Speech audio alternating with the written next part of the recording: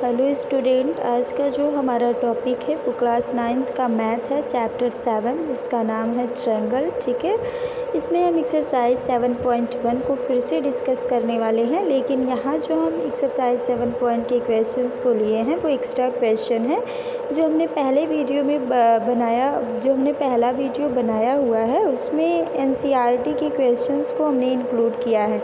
ठीक है, और इस वीडियो में हम आप लोगों को NCERT से अलग जो क्वेश्चन बचे हुए हैं आपके बुक में उसको हम डिस्कस करने वाले हैं। ठीक है, तो हमारा पहला क्वेश्चन यानी कि क्वेश्चन नंबर 9 7.1 की जो हमने फर्स्ट वीडियो बनाई थी उसमें क्वेश्चन नंबर 8 तक डिस्कस कर रखा है। अभी उसके बाद के जो क्वेश्चन है उसको हम डिस्कस कर रहे हैं आज। ठीक है, तो क्वेश्चन नंबर 9 क्या है? क्वेश्चन नंबर 9 है कि ABC ट्रायंगल ABC FDE यानी एक ट्रायंगल है क्या, उसका नाम है ABC और एक ट्रायंगल का नाम क्या है, FDE है।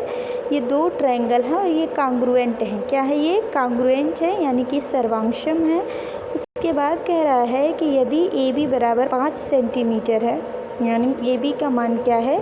AB का मान 5 सेंटीमीटर है और एंगल B जो है ये कितना है? 40 डिग्री है और एंगल A कितना है? 80 डिग्री है। तो कह रहा है कि DF की लंबाई ज्ञात करो तथा एंगल E का मान भी बताइए। ठीक है, तो आपको क्या करना है? सिंपल, पहले दो ट्रायंगल बनाना है। एक का नाम रखना है ABC और दूसरे का नाम रखना है FDE जो कि बनाया गया है। इस क्वेश्चन के अकॉर्डिंग AB को 5 सेंटीमीटर रखा गया है, B को 40 अंश रखा गया है और जो A है इसको 80 अंश रखा गया है। ठीक है, चूँकि ये दोनों कांग्रुएंट हैं इसलिए हम कांग्रुएंसी लगाएंगे। कैसे?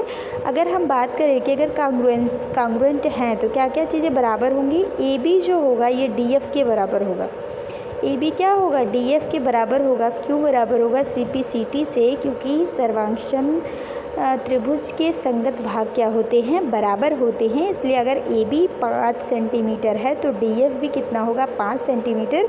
और हमारे क्वेश्चन में DF पूछा था तो यानी कि DF हमने फाइंड कर लिया। ठीक है, उसके बाद क्या पूछा था? E पूछा था। तो अब पहले हम एंगल को कंपेयर कर लेते हैं। तो पहले में एंगल 80 है। ठीक है, 80 डिग्री है A, तो F भी कितना होगा? 80 डिग्री ही होगा। B 40 है तो D भी क्या होगा? 40 होगा। लेकिन हमें ये सब नहीं निकालना, हमें निकालना क्या है? E निकालना है। ठीक है, तो जब हमें E निकालना है तो E निकालने के लिए हम क्या करेंगे? अगर हम इस ट्रायंगल में बाकी सारी चीज़ें हमने फाइंड कर लिया है, F निकल गया, D निकल गया और E निकालना है, तो हम जानते हैं कि त्रिभुज का जो एक नियम होता है कि त्रिभुज के तीनों कोणों का जो योग होता है वो 180 अंश के बराबर होता है। तो हम इस त्रिभुज के तीनों कोणों को जोड़ लेते हैं। कौन कौन है? F है, D है और E है।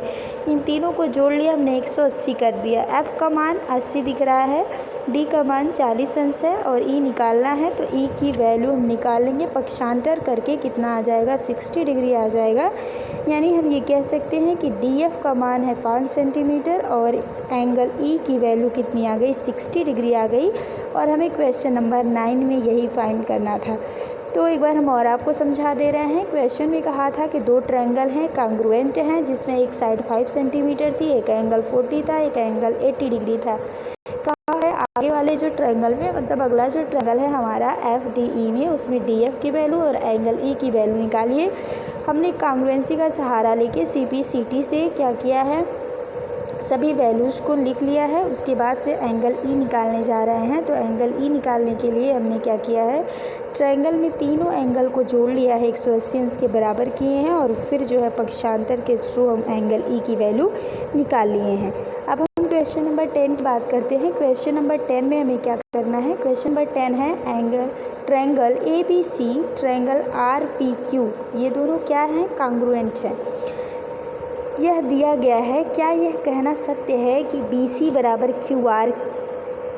ठीक है, क्या यह कहना सत्य है कि जो BC है वो QR के बराबर होगा?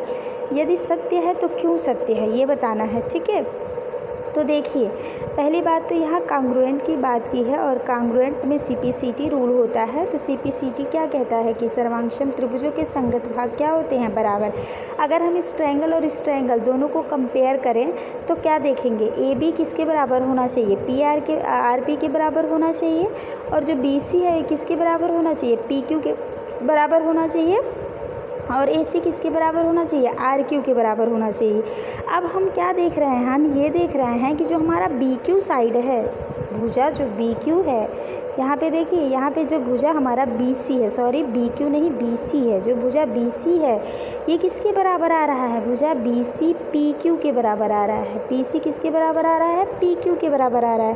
और क्वेश्चन में क्या कहा था, क्यू आर, तो ये क्या होगा, यह कहना क्या हो जाएगा, गलत हो जाएगा कि जो बी सी है, जो बी सी है ये क्यू आर के बराबर है, क्योंकि बी सी तो क्यू आर के बराबर है ही नहीं। ये बी सी किसके बराबर है, पी क्यू के बराबर है।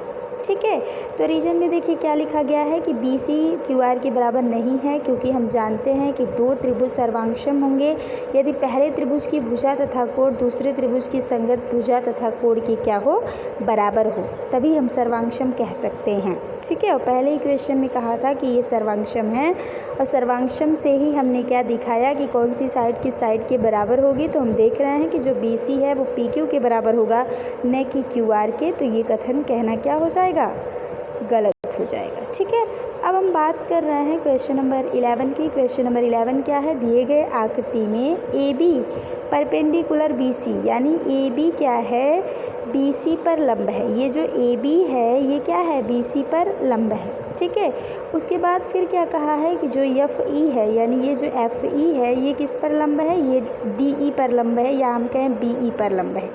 ठीक है, बात समझ में आ रही है। पहले कहा था कि ए बी लंब है बी सी पर, फिर कहा था कि या हम बी ई पर भी कह सकते हैं, और फिर ये एफ ई जो है ये भी लंब है किस पर, बी ई पर लंब है। लंब होने का मतलब 90 अंश की कोण बनाती हुई रेखा। ठीक है, उसके बाद फिर कहा है कि बी सी डी ई के बराबर है, यानी ये जो बी सी है और ये जो डी ई है ये आपस में क्या है, बराबर। ठीक, फिर कह रहा है कि तथा ए बी और ई एफ, ये जो ए बी है ये जो लंब खींचा गया ए बी और ई एफ ये भी क्या है, बराबर हैं, यानी ये दोनों भी आपस में बराबर हैं, साथ में ये भी बराबर है।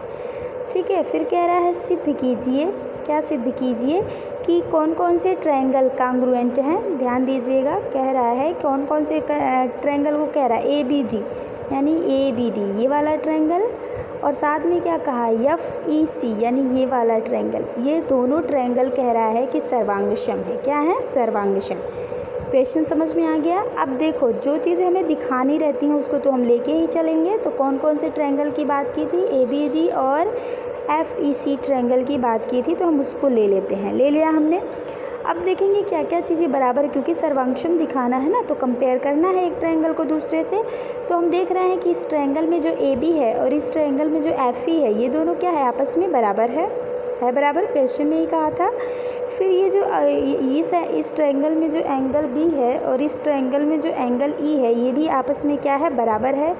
क्यों बराबर है, क्योंकि ये ए बी और ई एफ क्या थे, लंब रेखाएं थी। ठीक है, लंब रेखाएं होने का मतलब 90 अंश की कोण बना रही थी, तो 90 अंश का कोण इन दोनों का क्या हो जाएगा, बराबर, दोनों ट्रायंगल में।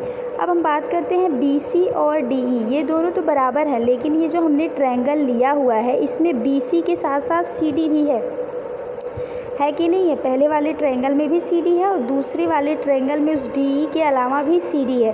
तो दोनों ट्रायंगल में सी डी है, तो हम कहेंगे कि जो बी सी है, ये जो बी सी है ये किसके बराबर है, ये जो बी सी है ये डी ई, ये B C D E, B C D E ये दोनों बराबर हैं। तो हम दोनों साइड में क्या करेंगे, सी डी को जोड़ देंगे। जैसे ही हम दोनों साइड में सी डी को जोड़ेंगे, जैसे ही दोनों साइड में सी डी को हम जोड़ेंगे तो ये बी सी और सी डी जुड़ के क्या हो जाएगा, बी डी हो जाएगा। ठीक है, होगा उस ट्रायंगल में। और जब हम इधर जोड़ देंगे, इस डी ई में सी डी को जोड़ेंगे तो ये क्या हो जाएगा, ई सी हो जाएगा।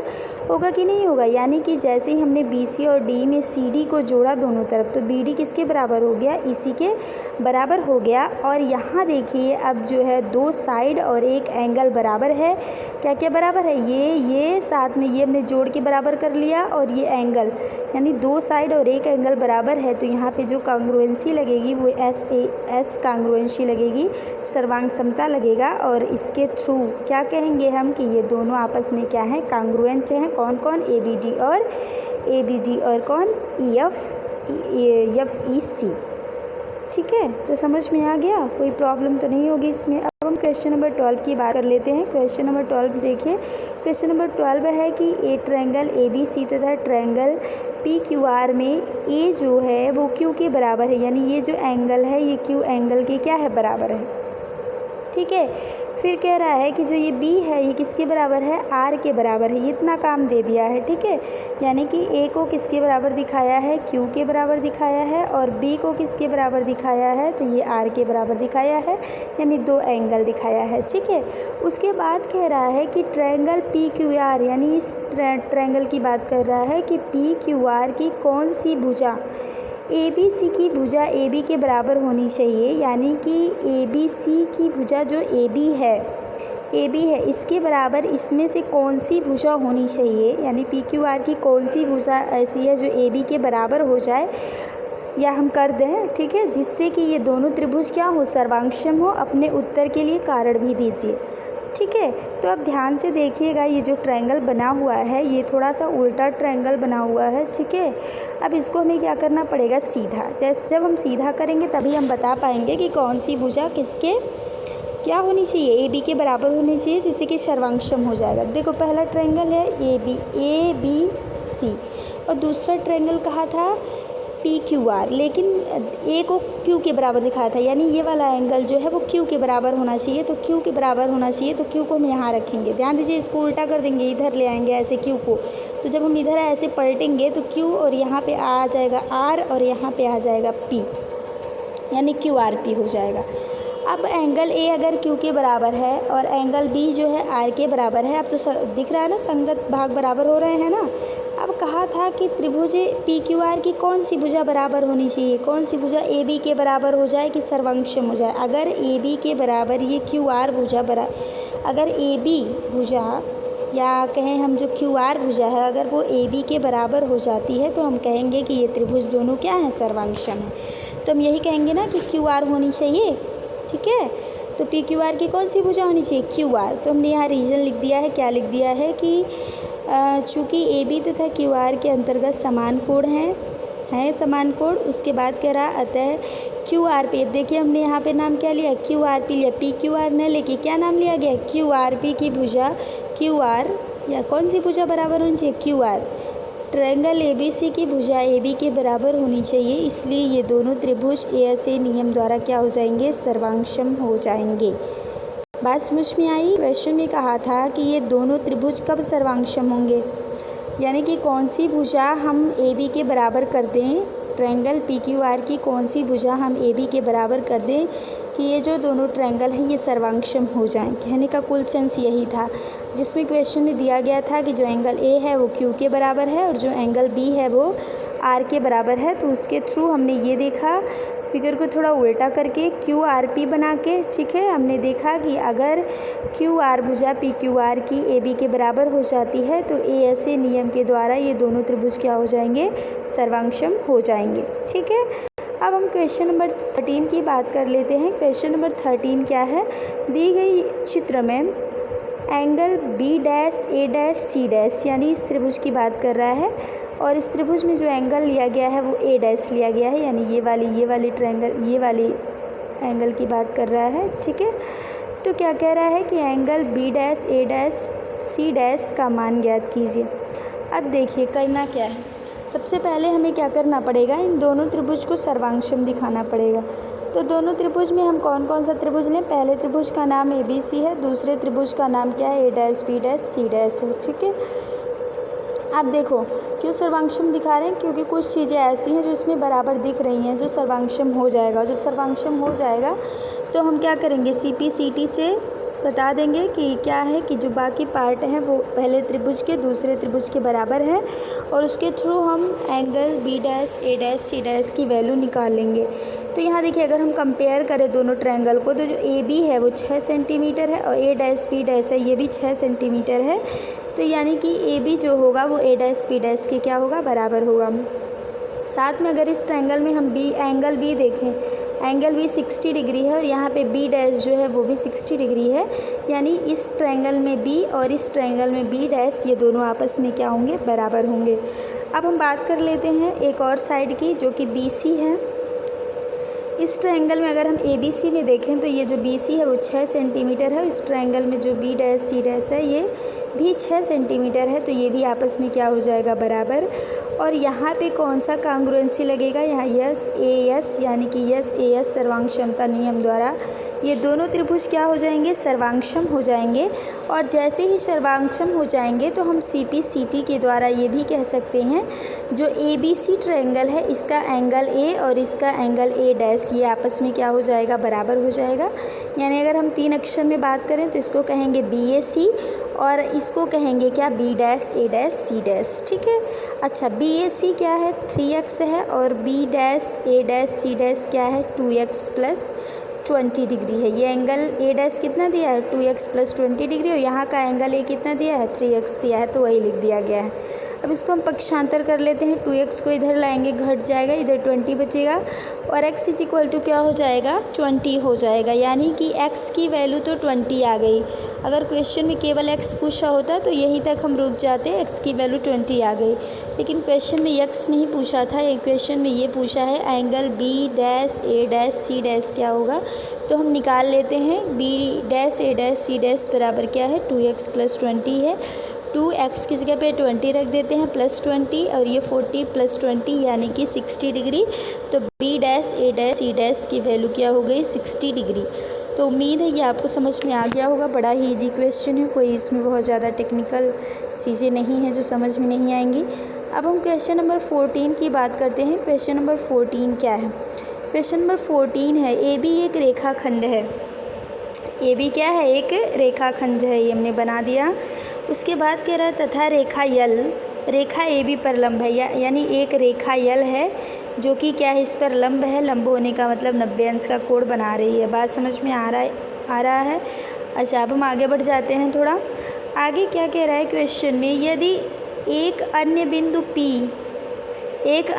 P इस रेखा यल पर स्थित है, तो यही रेखा यल है, इसी रेखा यल पर एक बिंदु स्थित है जिसका नाम क्या है, P है। ठीक है, क्वेश्चन समझ में आ रहा है। अब देखिए जो फिगर ये हमने बनाया हुआ है वो आपको समझ में आ रहा होगा। ये भी रेखा है, ये L रेखाखंड है, ये भी रेखाखंड है, ये L रेखा है। इस पर एक बिंदु P लिया गया है। ठीक है, उसके बाद कह रहा है कि तब दर्शाइए कि बिंदु P, यानी ये जो बिंदु P है वो A बिंदु से और बिंदु B से क्या है, समान दूरी पर स्थित है। समान दूरी का मतलब ये है कि जो PA है ये PB के क्या है, बराबर है। ठीक है, क्वेश्चन समझ में आ गया, कोई दिक्कत नहीं होगा। कहा था कि एक रेखाखंड AB है, उस पर एक लंब रेखा खींची गई है जिसका नाम है यल, और उसी यल पर एक बिंदु है P। ठीक है, फिर कहा था कि और क्या हमें दर्शा के दिखाना है कि बिंदु P A और B से क्या है, समान दूरी पर है, यानी PA बराबर दिखाना है PB।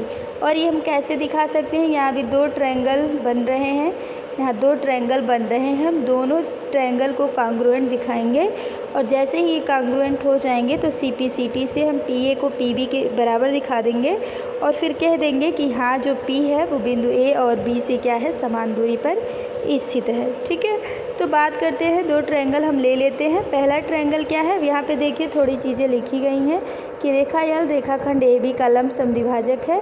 और लंब समद्विभाजक कहा था, लंब समद्विभाजक है AB का, तो यानी कि ये जो 2 बराबर भागों में AB क्या हुआ है, बट गया है। 2 बराबर भाग क्या क्या है, एक AC है, एक BC है, यानी AC और BC बराबर होंगे। क्यों बराबर होंगे, क्योंकि जो यल रेखा है वो AB पर लंब है और साथ में समद्विभाजक भी है, यानी BC को 2 बराबर भागों में, AB को 2 बराबर भागों में बांट रहा है। ठीक है, तो ये हो गया। साथ में ये 90 डिग्री का कोण बन रहा है, पता ही है क्योंकि लंब है। अब हम बात करते हैं 2 ट्रायंगल की। पहला ट्रायंगल हमने ले लिया PCA, क्या ले लिया, PCA, और दूसरा ट्रायंगल ले लिया PCB। ठीक है, ये दोनों ट्रायंगल ले लिया। ध्यान से देखिएगा क्या क्या चीज़ें बराबर है। ये देखिए, ये जो AC है, ये जो BC है, इस ट्रायंगल में AC, इस ट्रायंगल में BC आपस में क्या है, बराबर है। साथ में इस ट्रायंगल का जो ये वाला एंगल है C और इस ट्रायंगल में जो ये वाला एंगल है C, आधा आधा, ये भी आपस में क्या है, बराबर। तो इनको हम 3 अक्षर से दिखाएंगे क्योंकि C को एक बार C नहीं लिख सकते, 2 पार्ट में बटा हुआ है। तो इस ट्रायंगल में क्या नाम है, PCA, और इस ट्रायंगल में C का क्या मान है, PCB, यानी कि ये जो PCA है और PCB है ये आपस में क्या है, बराबर है। साथ में ये जो PC है वो दोनों ट्रायंगल में उभयनिष्ठ है, कॉमन है। जैसे जब हमने PBC बनाया तब भी यही बनाया, यहाँ पे P है ना, यहाँ पे C है, तो अगर हमने PCB बनाया तब भी यही PC लिया, और ये जब PCA बनाया तभी हमने PC लिया, यानी कि PC क्या है, दोनों में कॉमन है तो PC बराबर हो जाएगा PC के। अब जैसे ही 3 पार्ट बराबर हो गए, यहाँ सर्वंक्षम हो जाएगा। 3 पार्ट कौन कौन से हैं? साइड है, एंगल है, साइड है, यानी यस यस यस ए यस सर्वंक्षमता नियम से ये दोनों कांग्रुएंट हो जाएंगे। और जैसे ही कांग्रुएंट हो जाएंगे CPCT से हम कह देंगे कि जो PA है वो PB के क्या है? बराबर है, यानी कि P क्या है? बिंदु A और B से समान दूरी पर स्थित है। तो उम्मीद है ये भी आपको समझ में आ गया होगा। अब हम लास्ट क्वेश्चन की बात कर लेते हैं, जो कि क्वेश्चन नंबर क्या है? 15 है। ये क्या है? दिए गए चित्र में ट्रायंगल ABC तथा ट्रायंगल ABD, अब ध्यान दीजिएगा, ABC ABD है, ये ABD है और ये ABC है, ये 2 ट्रायंगल हैं, ठीक है, ये 2 ट्रायंगल हैं, एक ये ट्रायंगल ये वाला और एक ट्रायंगल ये वाला, ठीक है। इन दोनों को क्या कह रहा है? इस प्रकार है, ध्यान दीजिएगा, हम इसको मिटा दे रहे हैं। अब ध्यान दीजिएगा कौन कौन से ट्रायंगल की बात की जा रही है। एक ABD है और एक ABC है। इसमें कह रहा है जो AD है वो ABC के क्या है? बराबर है। साथ में ये जो एंगल 1 है ये 2 के बराबर है और जो 3 है वो 4 के बराबर है। ये फिगर आपके क्वेश्चन में ही दिया गया है, आपको बनाना नहीं है, ठीक है। ये क्वेश्चन में ही दिया गया था तो क्वेश्चन में ही ये फिगर बनेगा, ठीक है। उसके बाद कह रहा है कि BD बराबर AC। हमें सिद्ध क्या करना है? हमें प्रूफ करना है कि ये जो BD है और ये जो AC है ये आपस में क्या है? बराबर है, ठीक है। कहने का कुल सेंस यही है कि ये जो AC है और ये जो BD है ये आपस में क्या है? बराबर। यही हमें प्रूफ करके दिखाना है, ठीक है। तो यहाँ भी हम क्या लगाएंगे? सर्वांक्षमता नियम ही लगाएंगे, उसी के थ्रू हम इजीली प्रूफ कर सकते हैं। तो देखिए कुछ चीज़ें जान लेते हैं पहले। ये जो एंगल 1 है ये एंगल 2 के बराबर है, क्वेश्चन में ही कहा है। एंगल 3 जो है वो एंगल 4 के बराबर है, ये भी क्वेश्चन में कहा है, ठीक है। तो क्या अगर हम 2 ट्रायंगल ले लेते हैं जिनमें हमें BD और AC को इंक्लूड करना है। एक ट्रायंगल में BD रहे, एक ट्रायंगल में AC, तो एक ट्रायंगल ये वाला लेंगे, एक ट्रायंगल ये वाला लेंगे, ठीक है। तो यही 2 ट्रायंगल लेंगे, एक का नाम क्या है? ABD और एक का नाम है ABC। अब इन दोनों में हम बात कर लेते हैं। तो क्या ये 1 जो है 2 के जब बराबर है, अब ध्यान देना, यहाँ 1 जो है 2 के बराबर है और 3 क्या है? 4 के बराबर है। तो अगर हम दोनों को जोड़ लें तो 1 के साइड में 3 जुड़ जाएगा और 2 के साइड में क्या जुड़ जाएगा? 4 जुड़ जाएगा और ये भी आपस में क्या हो जाएगा? बराबर। होगा कि नहीं होगा? क्वेश्चन में जो कहा था वही काम हमने किया है, कुछ अलग से नहीं किया है। बस क्या किया है? दोनों को जोड़ लिया, लेफ्ट हैंड साइड में, राइट हैंड साइड में। जैसे ही हम 1 और 3 को जोड़ेंगे ये पूरा कोड बन जाएगा और 2 और 4 को जोड़ेंगे तो ये पूरा कोड बन जाएगा। यानी इस कोड का नाम क्या है? DAB है ना, DAB। और इस कोड का क्या नाम है? CBA। क्या नाम है? CBA। तो हमने ये कहा कि जो DAB है वो CAB के क्या है? CBA के क्या है? बराबर है, ठीक है। तो एक तो एंगल बराबर हो गया। अब क्या और क्या चीज़ें बराबर हैं? ये जो AD है ये BC के बराबर है, AD क्या है? BC के बराबर है। साथ में ये जो AB है, देखो दोनों के लिए कॉमन है। ये वाला ट्रायंगल बना तब भी AB लिया, ये वाला ट्रायंगल बना तब भी AB लिया, यानी कि AB दोनों ट्रायंगल के लिए कॉमन है। तो क्या लिखेंगे कि AB जो होगा वो AB के ही क्या होगा? बराबर होगा। तो यहाँ पे 3 पार्ट बराबर हो गया। क्या क्या? यहाँ पे देखिए 2 साइड और एक एंगल। तो यहाँ पे कौन सा सर्वांक्षमता लगेगा? यस AS लगेगा। और यस AS सर्वांक्षमता से दोनों त्रिभुज क्या हो जाएंगे? कांग्रुएंट हो जाएंगे। और जैसे ही दोनों त्रिभुज कांग्रुएंट हो जाएंगे तो कहेंगे इस त्रिभुज का जो BD है और इस त्रिभुज का जो AC है ये आपस में क्या हो जाएगा? बराबर। किससे बराबर होगा? तो CPCT रूल से, क्योंकि सर्वांक्षम त्रिभुज के संगत भाग क्या होते हैं? बराबर होते हैं। इसलिए हमारा प्रूफ हो गया कि BD = क्या है? AC है। उम्मीद है आपको समझ में आ गया होगा, कोई प्रॉब्लम नहीं होगा। 7.1 में कुछ यही एक्स्ट्रा क्वेश्चन थे जो कि काफ़ी इम्पोर्टेंट हैं, आपको समझना ही है, ठीक है। और अगर आपको कोई प्रॉब्लम होती है तो आप कमेंट बॉक्स में ज़रूर बताएं, ठीक है।